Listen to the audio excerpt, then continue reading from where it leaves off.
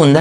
కానీ గురుగారు ఒకటి చాలా బాగా గమనిస్తే, ఒక ముస్లిం ఇంట్లో ఖచ్చితంగా ఖురాన్ ఉంటుంది, సాయంత్రం ఖచ్చితంగా ఆయన చేయాల్సిన ప్రేయర్ చేస్తాడు.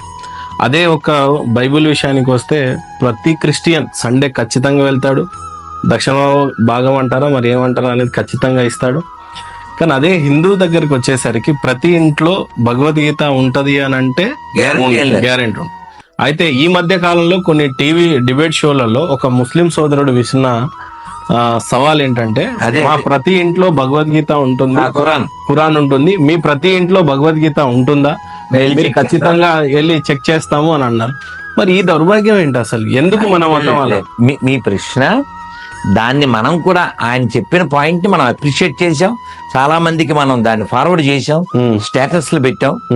ఆ ముస్లిం సోదరులు ఏదైతే అన్నారో అది వాస్తవం.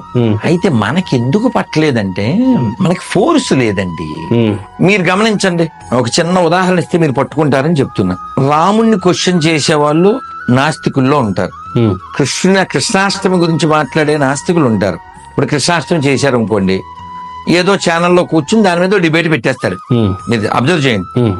శ్రీరామనవమి, రాముడు నిజమేనా, రామసేతు నిజమేనా, చర్చ.